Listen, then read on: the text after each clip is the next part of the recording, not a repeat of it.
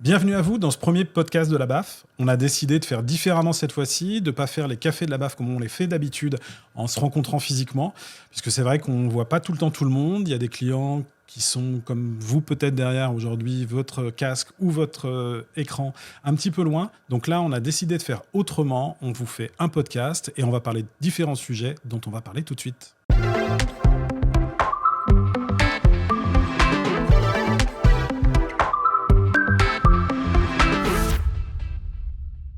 Alors aujourd'hui, je suis avec Vanessa, Slimane et Samuel. Bonjour à vous. Bonjour. Salut. Bonjour. Donc on va parler de différents sujets au niveau de la com et du marketing, des sujets qui nous tiennent à cœur. On a choisi de manière totalement subjective ces sujets. C'est pas du tout des choses sur lesquelles on a suivi particulièrement des choix spécifiques par rapport aux tendances marketing, mais par contre à des sujets qui nous tiennent vraiment à cœur. Donc on va commencer sur le premier sujet, qui est un sujet qui nous a permis d'obtenir un trophée l'année dernière, trophée du marketing et de la communication à Paris, qui est le sujet de la vidéo interactive avec l'Office de tourisme Grand Poitiers.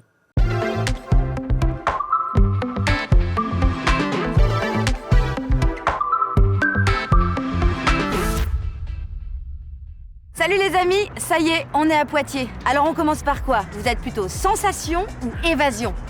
C'est à vous de cliquer. Allez-y, cliquez, je vous attends. Alors du coup, pour parler de tous ces sujets, comme je vous disais, je suis avec Vanessa. Vanessa, je vais te laisser te présenter déjà pour ceux qui ne te connaîtraient pas. Donc, je suis Vanessa, réalisatrice associée à la boîte à films depuis 16 ans. Et à côté de toi, il y a Slimane. Oui, donc Slimane, directeur de clientèle associé à la BAF. Et du coup, je suis à l'agence depuis 10 ans. Merci. Et donc, le petit cadet, Samuel. Eh bien, moi, c'est Samuel. Je suis cadreur-monteur à la boîte à films depuis bientôt 4 ans. Merci à vous trois. Du coup, le premier sujet, effectivement, comme je l'indiquais, la vidéo interactive. La vidéo interactive, déjà, ça consiste en quoi, Vanessa? Je me retourne vers toi, puisque c'est toi qui as géré la réalisation de cette campagne. Tu en as géré d'autres aussi pour l'agence, mais la dernière qui a rapporté un prix. Donc voilà, ça consiste en quoi, en fait? On a entendu la comédienne parler de cliquer, mais cliquer, pourquoi faire? Alors, c'est une vidéo interactive. Ça permet aux internautes d'interagir avec la vidéo, de ne pas être passif devant leur vidéo, d'être acteur, en fait, et de cliquer pour choisir De choisir son parcours. Voilà, merci. Ouais.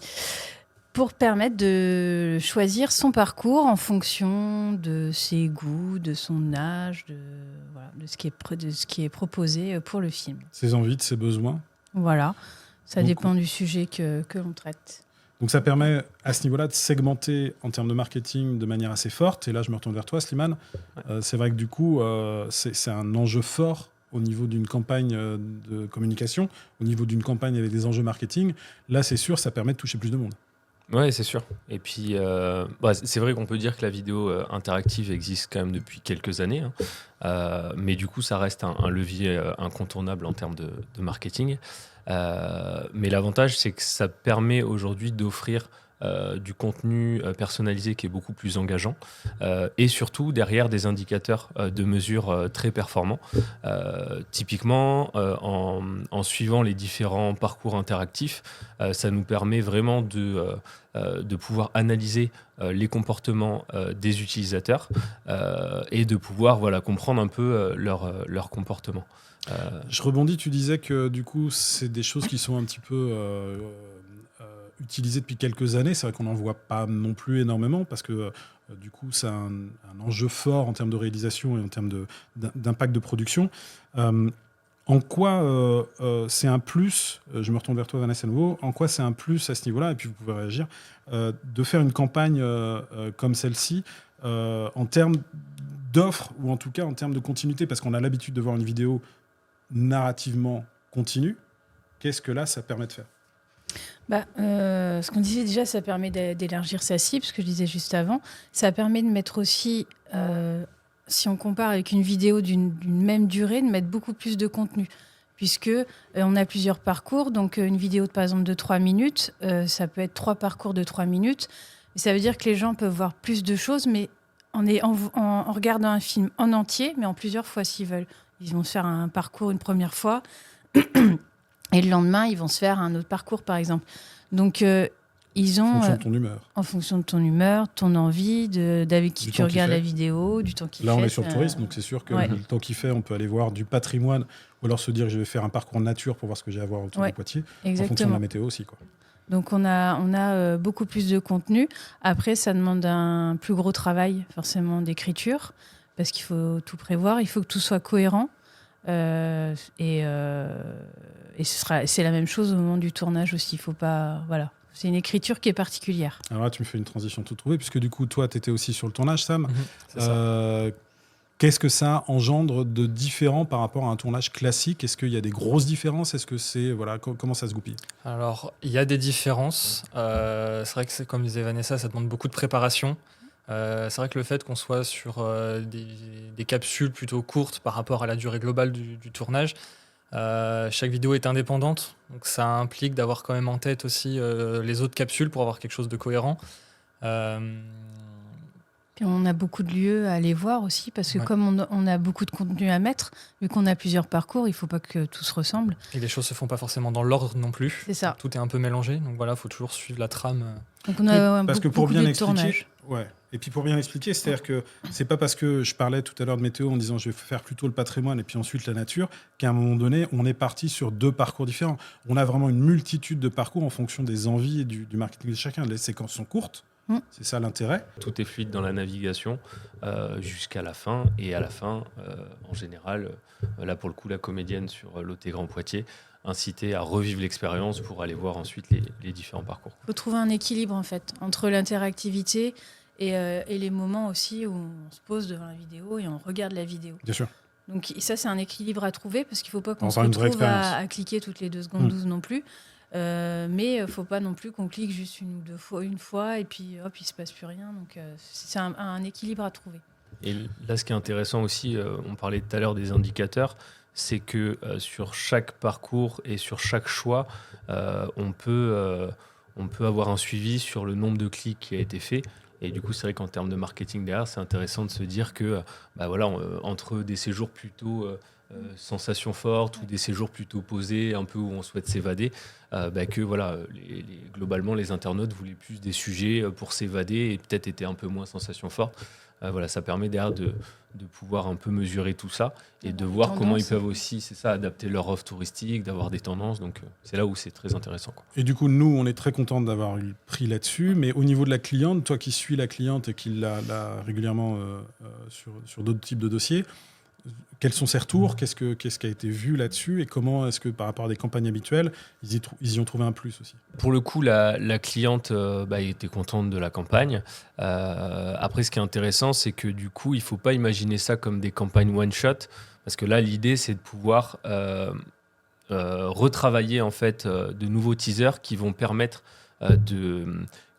justement de repousser sur le film interactif qui est sur leur site. Donc en termes de retour, c'est intéressant, mais ça mérite d'être travaillé, on va dire, dans la durée et du coup de réutiliser un peu d'une année à l'autre cette campagne-là qui du coup peut durer un peu dans le temps parce que le film est actuel et ce principe d'interactivité fait qu'on peut y retourner plusieurs fois pour vivre l'expérience, quoi. Puis je pense que les films touristiques, il y en a quand même beaucoup, parce que dès qu'il y a un endroit touristique, que ce soit un lieu en particulier, un département, une région, il y en a beaucoup, donc c'est difficile de se démarquer, je pense, dans ce domaine-là. Donc ça a été une manière pour eux de se démarquer aussi. C'était la commande de sortir un peu du film touristique très contemplatif où finalement on voit de belles images, mais il ne se passe pas grand-chose en fait d'une destination à une autre à part des belles images, voilà. Et là vraiment d'avoir de l'interactivité avec la comédienne qui porte un peu les choses et où du coup à chaque fois qu'on présente la vidéo, c'est vrai qu'on nous dit que il y a une certaine proximité qui Il y a s'installe. une incarnation. Ce qu'elle fait, une il y a une incarnation, vraie incarnation. C'est ça. Ouais. C'est ce que j'allais dire, c'est la comédienne qui Ouais. porte elle aussi le c'est clair. projet. Ça donne Grande tout partie. sens à l'interactivité C'est parce clair. qu'on la suit à travers les différents parcours. Donc ça permet de s'identifier aussi à elle et de voir ce qui est possible de faire. Merci Caroline Borderieux, Ouais. si tu nous regardes.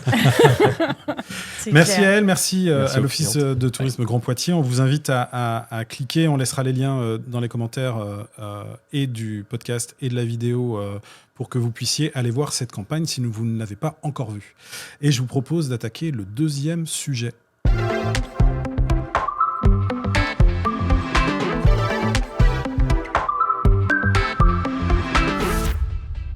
C'est chiant d'être allergique au chat, putain. On aura un chat. On fera des millions de vues, là. Alors oui, on veut tous faire des millions de vues avec les médias sociaux, on veut tous avoir l'équivalent du nombre de vues des vidéos des petits chats ou autres situations sur tous les médias sociaux dont a débuté YouTube là-dessus. Donc je vais continuer avec toi, Sam. Je me retourne vers toi parce que tu es le plus jeune, tu es né dans tout ça, tu as baigné dans tout ça dès que tu es né. Comment tu perçois aujourd'hui l'évolution de ce qui est en train de se passer? Parce que mine de rien, moi je suis un vieux de la vieille maintenant, j'ai connu les débuts de Facebook où j'étais pas du tout là-dedans. Aujourd'hui, tout va très vite, tout va.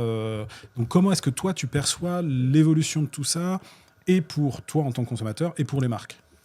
C'est sûr que les choses évoluent très vite. Déjà, en tant que marque, c'est toujours difficile de rester à la page et de savoir quoi publier, sur quel réseau, qu'est-ce qui est le mieux adapté. Même en tant que consommateur, je vois personnellement mes habitudes ont quand même pas mal évolué depuis quelques années. Mais en tout cas, ce qui est sûr, c'est que les réseaux sociaux, ça a quand même une place importante aujourd'hui. C'est un passage obligé pour toute marque de communiquer sur les réseaux sociaux. Ce qui est difficile, c'est de s'y retrouver. Au niveau des plateformes, les choses évoluent beaucoup, les algorithmes changent, notamment sur Instagram par exemple, qui avant mettait beaucoup en avant les photos. Ouais. Aujourd'hui, c'est en train de dériver vers les réels, donc les formats verticaux, les vidéos. TikTok, qui était un réseau social de format court, aujourd'hui repousse la durée de ses vidéos pour justement. Ça bouge, ouais. Voilà, Ça tout bouge bouge, beaucoup, donc c'est assez difficile quand même de suivre les tendances. Je suis très étonné parce qu'en fait, du coup, on a donc eu Facebook, Insta, tout est sorti, TikTok et tout. On a eu BeReal il n'y a pas longtemps, mais il ne se passe plus rien depuis 6 mois. Qu'est-ce qui se passe? Ils sont plus. Il n'y a pas eu de nouveau aussi? Il y a eu des nouveaux réseaux sociaux là dernièrement? Non, pas spécialement. Il y a des petites choses qui sortent. Après, c'est difficile pour un réseau social aujourd'hui d'émerger, de Par rapport à s'imposer tous les face aux mastodontes. mastodontes. Parce Ouais, c'est que ça. que ça soit Instagram, avec le groupe Meta, même en général, TikTok ou YouTube, sont quand même les gros poissons. Et les conneries que font certains avec d'anciens réseaux sociaux, des petits oiseaux bleus qui du coup, en plus, perdent énormément de monde. On aura des problèmes en disant ça. Il connaît du monde, le monsieur, attention.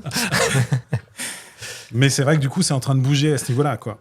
Et du coup, dans des campagnes un peu classiques par rapport à ce qu'on peut faire, c'est quand même des choses qu'on peut adapter aujourd'hui par rapport aux marques. Je prends le cas d'un film qu'on a fait dernièrement et qu'on a dû adapter, qui sont pour les sources de Caudalie. Là, pour le coup, comment est-ce qu'on adapte ça? Alors, on refait le film et on met des petits chats partout. C'est ça. Non, là, en fait, on a donc réactualisé le film de présentation des sources de Caudalie, donc un format plutôt institutionnel. Et en fait, on l'a fragmenté pour les réseaux sociaux en changeant le format, en format vertical, qui est quand même un format très différent du format de base en 16:9. Parce que là, on était vraiment pour une destination Reel d'Instagram. Et du coup, en fait, ça permet de teaser le film et de faire des petits focus. Parce qu'en fragmentant la vidéo, on a une autre vue. Si on cumule et le format et le côté très court, les quelques secondes de ces formats-là, ça offre un focus, en fait. Donc, c'est une autre vision du film. Oui, et puis là, en plus, sur Insta, on est sur quelque chose où on a des belles images, on a un superbe site, Oui, client, voilà, un site oui. magnifique. Je rappelle, les sources de Caudalie, c'est en dessous de Bordeaux, donc c'est un site à la fois en plein dans les vignobles, hôtellerie de luxe, avec un restaurant étoilé, et sur lequel ensuite il y a toute une partie spa et Ils sont bien-être. très Voilà, tournés je cherchais nature thérapie, et Ouais. logis. Et, Donc les images sont magnifiques à regarder. Donc c'est vrai qu'en réel, ça fonctionne plutôt bien à ce niveau-là, quoi. Pour rebondir sur toute la partie médias sociaux, donc on a aujourd'hui, tout à l'heure, on parlait de tous les médias sociaux aujourd'hui qu'il y a sur Internet, sur nos smartphones, sur toutes les notifications qui nous arrivent. On a aujourd'hui les formats stories, on a les formats carrés pour certaines plateformes, on a les formats 16:9 via YouTube ou autre. YouTube se met aussi au 9:16. On a des formats qui sont courts, on a des formats, il faudrait que ça fasse 10 secondes, d'autres qui devraient faire 30 secondes, d'autres ça fait 15 minutes.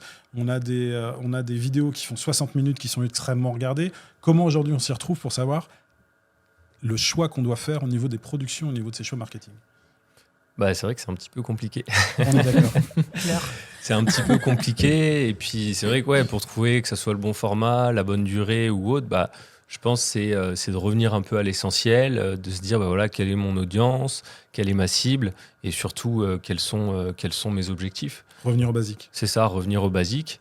Et en fonction de ça, je pense que c'est aussi faire des tests. Donc de partir sur un format en se disant par rapport à telle cible, si je veux un contenu plutôt dynamique, plutôt quelque chose d'assez... si je veux capter l'attention, je vais peut-être plus avoir tendance à aller sur du contenu court, format vertical par exemple, sur du TikTok, parce que je suis sur une audience assez jeune. Avec une option, un objectif de clic ou en tout cas un objectif de transformation. Ouais, c'est ça. Alors que si à un moment donné, je veux plus sensibiliser ma communauté sur du tuto, sur un format peut-être un peu plus long où je vais être sur de l'explication, là, je vais peut-être plus avoir tendance à aller sur du YouTube, par exemple. Ouais. Après, il y a une vraie guéguerre, un peu comme on se disait avec Sam, entre justement les différentes plateformes. Qui du coup font évoluer leur format, font évoluer leur durée et on a vraiment leurs algorithmes. Et en fait elles s'inspirent entre elles se copient, donc c'est un peu dur de suivre tout ça, mais c'est pour ça que je pense que c'est important de tester les formats, d'analyser derrière les performances et de pouvoir ajuster en fonction de son audience, en fonction des résultats, les contenus derrière pour avoir plus d'impact, plus d'engagement et de meilleurs résultats. Je pense qu'il faut bien connaître aussi sa communauté parce qu'on crée plus de liens avec les réseaux sociaux. Bien sûr. Et on est moins sur un message général qui va être sur la durée, mais c'est plus comme une conversation en fait au quotidien. Donc je pense qu'il faut bien voir sa cible et ce qu'on veut dire, parce qu'il y a des messages qui sont informatifs, d'autres qui sont plus sur l'émotion. Mais souvent, ce sont des messages courts.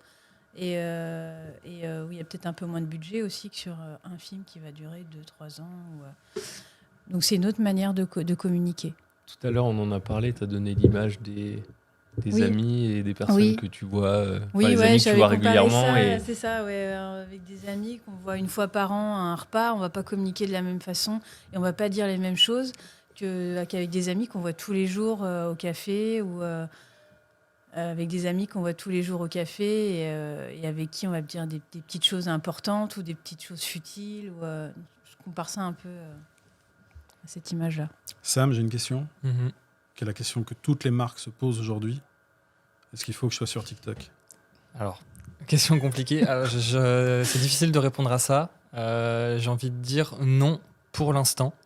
Parce qu'aujourd'hui, chaque réseau social a quand même son audience. TikTok aujourd'hui a une audience moins large que peut avoir Instagram par exemple, où TikTok on est sur une audience quand même plus jeune.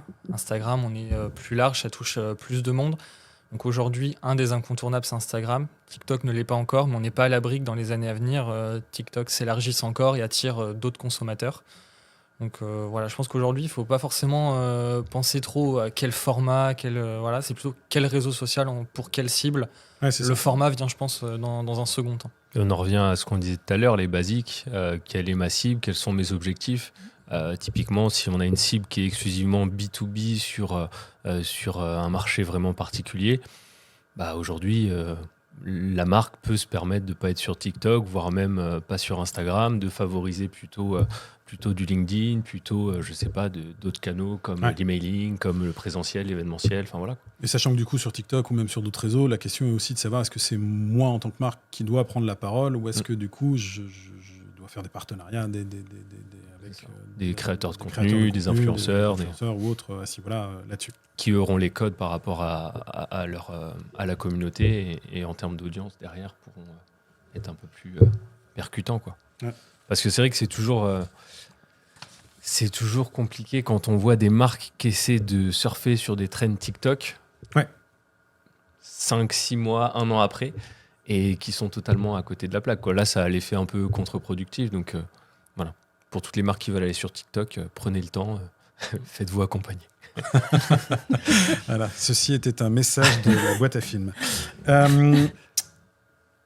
Donc, on ne peut pas évidemment être exhaustif sur tout ça. C'était un petit point, parce que ça bouge quand même beaucoup. Il y a vraiment beaucoup de demandes là-dessus. Donc voilà, c'était faire un petit point sur cette question des réseaux sociaux. Et je propose maintenant d'attaquer notre dernier thème de ce podcast, qui est l'intelligence artificielle.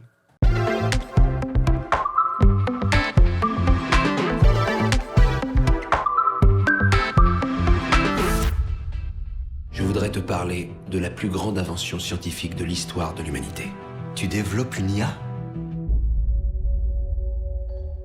Alors oui, plus grande invention scientifique de l'humanité. Ça, on ne sait pas encore. En tout cas, ce qui est sûr, c'est que ça bouleverse tout et beaucoup plus de choses que ce qu'on pouvait imaginer. Puisque du coup c'est vraiment un sujet extrêmement brûlant et on voulait vraiment l'aborder puisque du coup on a abordé ce sujet de l'IA il y a presque 1 an maintenant dans différents cafés qu'on faisait en physique, que ce soit à Bordeaux, que ce soit à La Rochelle, à Niort, sur un sujet qui nous a passionnés dès le début, qui nous a montré des choses très intéressantes en termes de communication. Mais là, le sujet brûlant qui est sorti il y a à peine 3 semaines maintenant, c'est Sora. Sora, qui est ce dispositif, ce calculateur d'OpenAI pour générer de la vidéo. Première question, Slimane, tu avais suivi avec moi les premiers cafés de la boîte sur le sujet. Comment tu l'as perçu, cette sortie de Sora ? C'est vrai qu'on peut dire que l'arrivée de Sora d'OpenAI, et on peut parler vraiment de révolution, parce que du coup ça a vraiment changé, je pense, notre façon de créer de la vidéo, de consommer de la vidéo. Je temporise juste pour l'instant cette question de Sora, puisqu'on n'a toujours pas eu accès ni à une version bêta, ni... Donc aujourd'hui, tout ce qu'on a, c'est la vision que nous en a offert Sam Altman. Mais aujourd'hui, on n'a toujours pas pu tester ça. Il n'y a que quelques dizaines de développeurs apparemment dans le monde qui peuvent s'amuser un peu avec. Donc aujourd'hui, de savoir si oui ou non ça produit vraiment ça sans avoir des serveurs de fou, on ne sait pas encore ça aujourd'hui. Mais en tout cas, c'est une vraie révolution, parce que si jamais ils mettent en place tous leurs serveurs derrière, ça fait des vidéos de tarés. C'est vrai, dans les images qu'on voit, on se rend compte qu'on rien à voir avec ce qui a été sorti précédemment, Gen 2, Model Scope. Tu veux dire que Will Smith qui mangeait ses spaghettis, c'était pas top? Ouais, il y avait des petits bugs encore, hein, c'était pas terrible, quoi. Un peu flippant. C'était un peu flippant, ouais. Donc non, rien à voir. Là, on est sur un rendu de meilleure qualité. Après, comme tu dis, à voir derrière quand on pourra tester. Et tout ça en moins de 12 mois. Ouais. Tout ça en moins de 12 mois. Après, voilà, ça pose aussi des questions. C'est sûr que ça sera un terrain de jeu très intéressant pour tout ce qui est créateur de contenu. Il y aura pas mal de choses à faire. Après, restent les questions aussi éthiques derrière, de savoir en termes d'authenticité, de propriété intellectuelle. Ça pose ces questions-là, et le défi, ça va vraiment être de trouver un peu cet équilibre, justement, entre ces innovations où on va pousser le réalisme, on va dire, au plus loin, et tout le respect des principes un peu éthiques derrière. Dans les principes éthiques, on a typiquement, aujourd'hui, Sora n'est pas encore accessible, mais ça va être le cas demain. Je ne sais pas quand est-ce qu'ils vont sortir ça sur le marché, mais ça va être, c'est imminent. On a le cas en ce moment dans la campagne présidentielle aux États-Unis avec Donald Trump, qui fait des photos avec Midjourney, avec des familles entières de personnes afro-américaines pour se donner une valeur dans sa campagne électorale, qui sont des photos totalement générées par IA. Donc demain, une vidéo, on sait qu'une photo, déjà, on a du mal. Demain, une vidéo qui sortira quelque chose sera encore plus, parce qu'on sait que la vidéo est encore plus émotionnelle. Donc il y a des vraies questions à ce niveau-là, auxquelles on ne va pas répondre dans ce podcast, mais en tout cas qui sont des vraies questions ouvertes de société, quoi.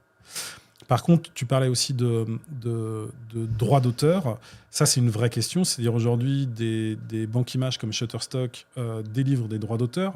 On peut se poser la question, est-ce que ça délivre assez de droits d'auteur? C'est un autre sujet. Mais pour le coup, est-ce que demain, des systèmes comme OpenAI, Sora vont être la fin des banques images telles qu'on les utilise aujourd'hui? Je pense qu'il y a certaines images, oui, qui seront remplacées facilement par l'IA. Sur les images qu'on voyait avant, on voyait toujours des bugs, quelqu'un qui avait 3 bras.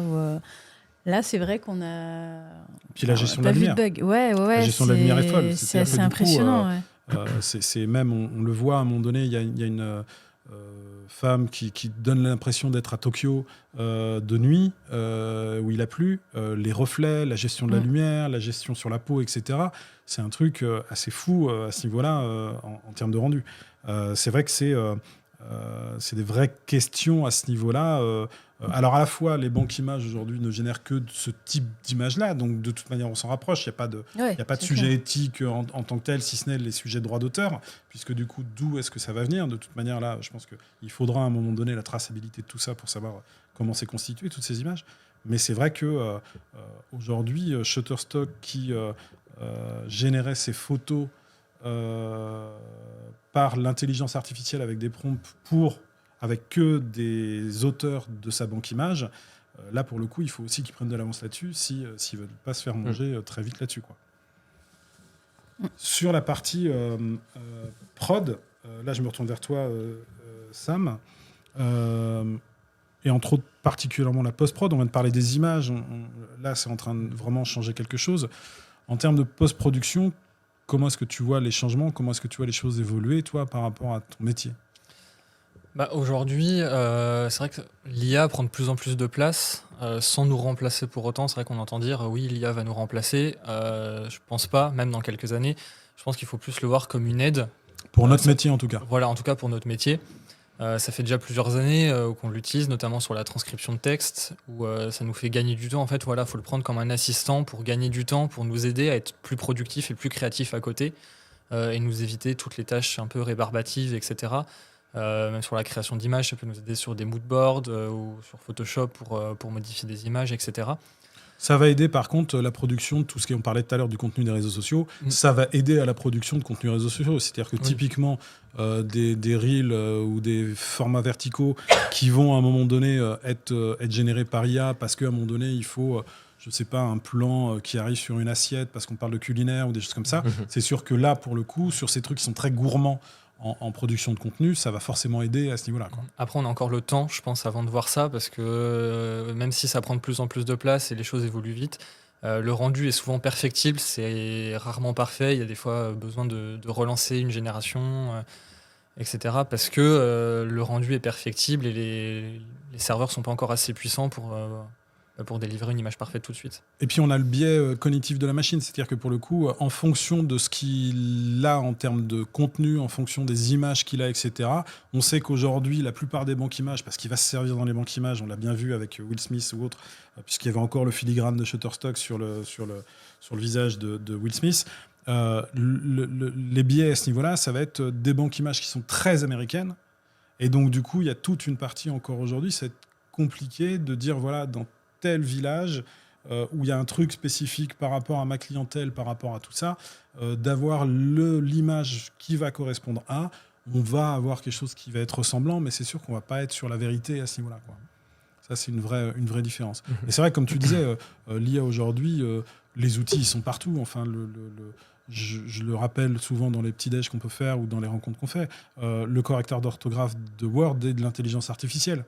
Et ça, il est apparu dans les années 90. Donc aujourd'hui, on a une accélération de l'intelligence artificielle.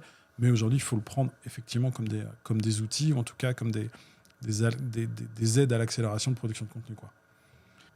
Ce qu'on peut dire également sur l'IA, c'est que oui, notamment avec Sora, ça permet de réaliser des contenus effectivement peut-être de plus en plus réalistes. Après, derrière, on en parlait aussi au début, il y a toujours cette idée de prompt où forcément même si la vidéo va, elle, être générée de manière quasi automatique, parce que ça va prendre quelques secondes, derrière, de bien réfléchir son prompt, de bien réfléchir, de faire plusieurs tests ou autres, ça demande un peu de temps aussi et de connaissances, quoi. C'est pas parce qu'on a des nouveaux outils qui sont très efficaces que si on n'est pas un minimum sensibilisé ou formé, on va pouvoir les utiliser efficacement, quoi.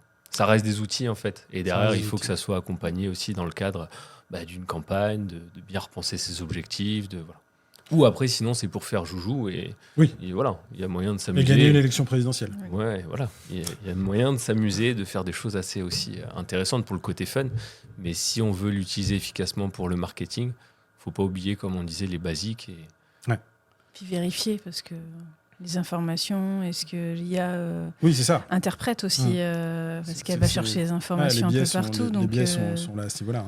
Donc même à l'image aussi. Et sur Sora, l'autre question, ça va être le prix ensuite. Parce que pour l'instant, ils ont fait une grosse annonce, et généralement, ces grosses annonces-là, c'est soit pour aller chercher beaucoup de fonds, soit pour annoncer un tarif qui risque d'être un petit peu élevé. Donc ça, ce sera la suite qui nous le dira.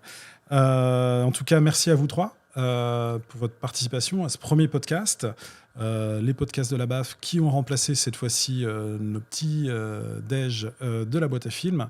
Donc, on espère, vous aussi, que vous avez appris des choses, que ça a été un bon moment pour vous. Nous, voilà, ça nous a permis de tester autrement ce format à votre rencontre. Eh bien, écoutez, on vous souhaite plein de bonnes choses. On va mettre dans les liens des différentes plateformes sur lesquelles on va poster ce podcast. Ça a été quelque chose de... Guillaume est une intelligence artificielle, en fait. C'est ça. Donc, en tout cas, on vous souhaite une bonne journée, une bonne après-midi, une bonne soirée, suivant à l'heure à laquelle vous nous écoutez ou vous nous regardez. Et on vous dit à très vite. Et n'hésitez pas à laisser vos commentaires sous ce podcast, sous cette vidéo. Merci à vous et à très vite. À bientôt. À bientôt. Salut.